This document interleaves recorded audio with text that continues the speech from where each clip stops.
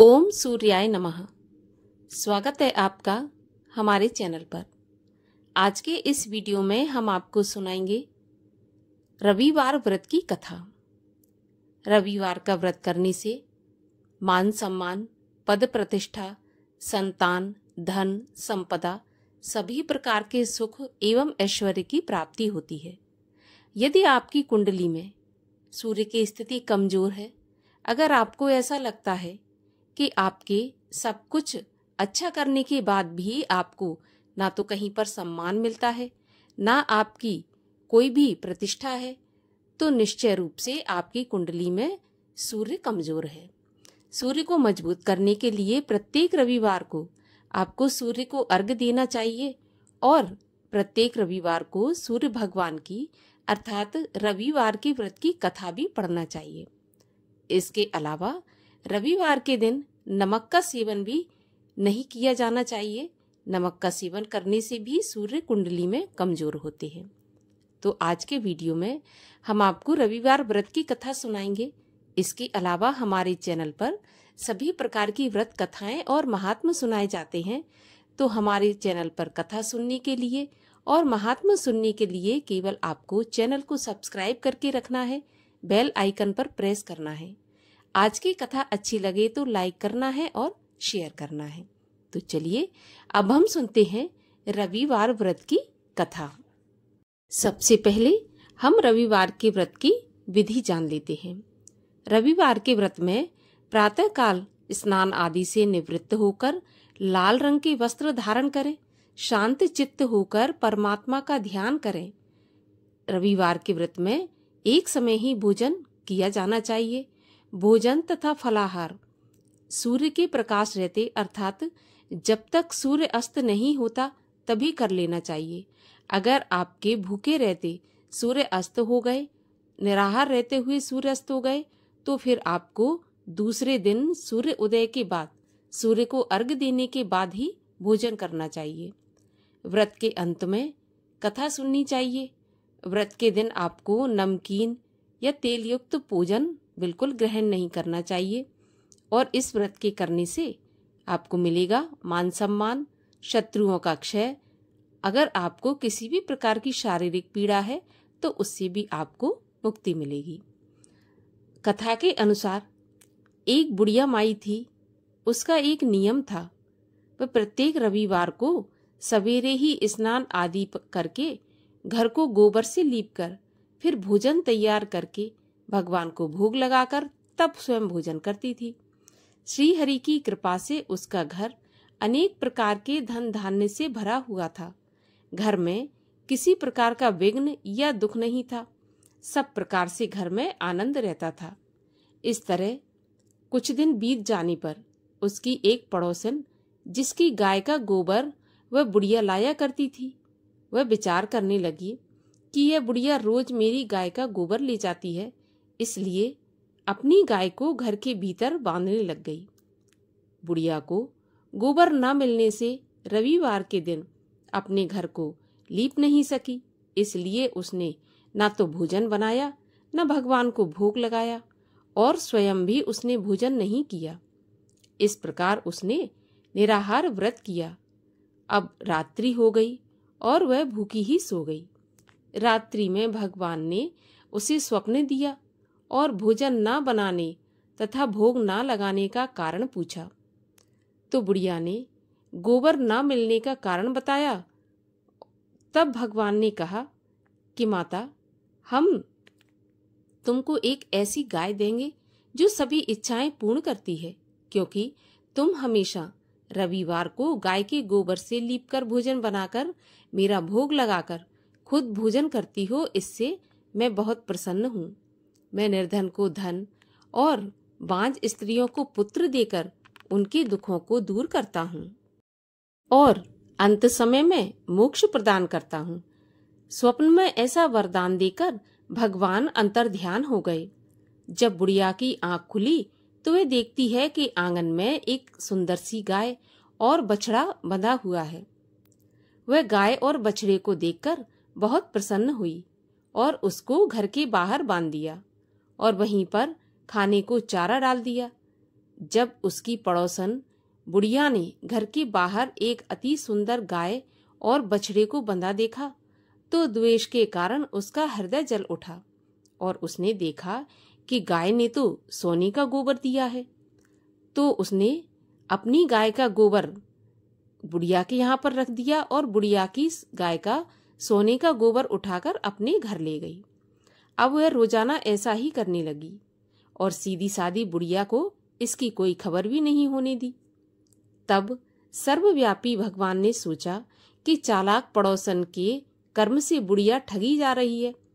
तो भगवान ने संध्या के समय अपनी माया से बड़े जोर की आंधी चला दी। बुढ़िया ने आंधी के डर के कारण अपनी गाय को घर के भीतर बांध लिया। प्रातःकाल जब बुढ़िया ने देखा कि गाय ने तो सोने का गोबर दिया है तो उसके आश्चर्य की सीमा नहीं रही और वह प्रतिदिन अपनी गाय को घर के भीतर ही बांधने लगी।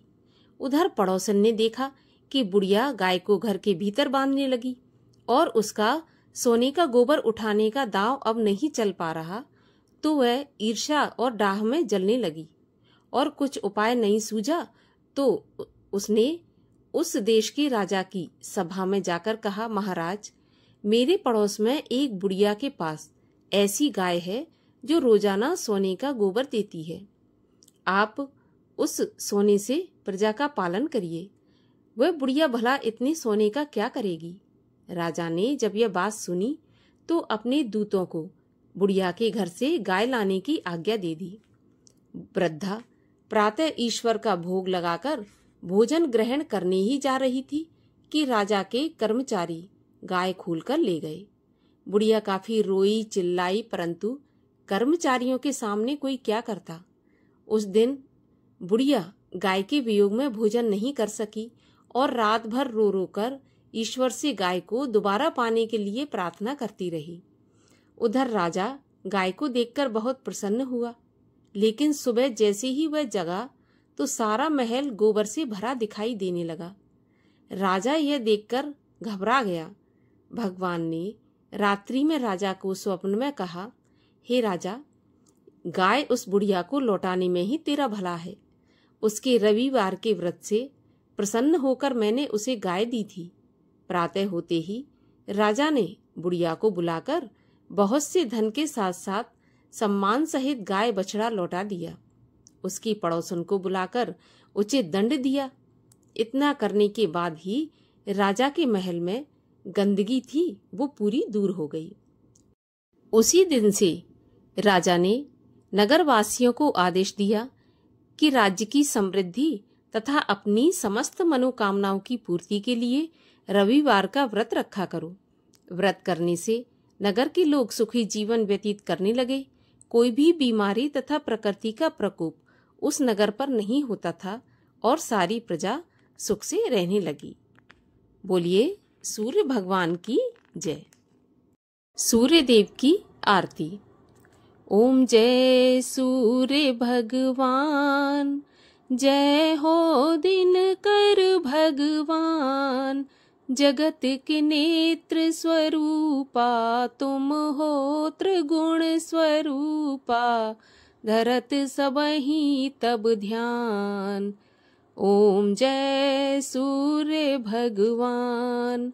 सारथी अरुण है प्रभु तुम, श्वेत कमल धारी तुम चार भुजाधारी।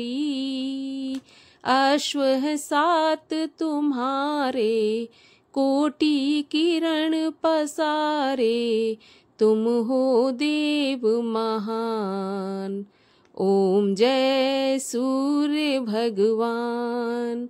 उषा काल में जब तुम उदयाचल आते, सब तब दर्शन पाते। फैलाते उजियारा, जागता तब जग सारा, करे सब तब गुणगान। ओम जय सूर्य भगवान।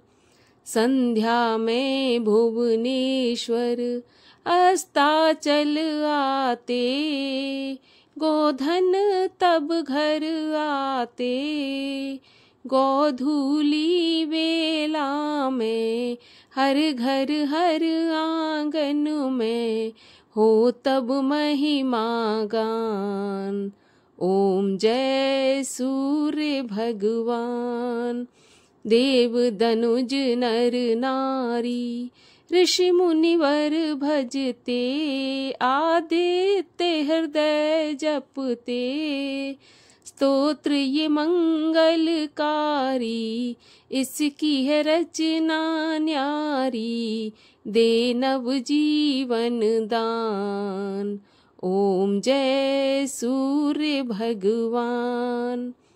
तुम हो त्रिकाल रचेता, तुम जग के आधार, महिमा तब अपरंपार, प्राणों का सिंचन करते, भक्तों को अपने देते, बल बुद्धि और ज्ञान।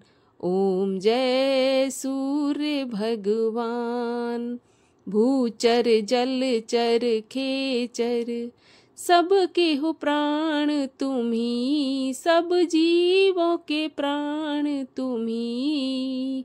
वेद पुराण बखाने, धर्म सभी तुम्हें माने, तुम ही सर्वशक्तिमान। ओम जय सूर्य भगवान। पूजन करती दिशाएं, पूजे सब दिक्पाल, तुम भुवनों के प्रतिपाल। ऋतुएं तुम्हारी दासी, तुम शाश्वत अविनाशी, शुभकारी अंशुमान। ओम जय सूर्य भगवान। बोलिए सूर्य भगवान की जय, आदित्य भगवान की जय।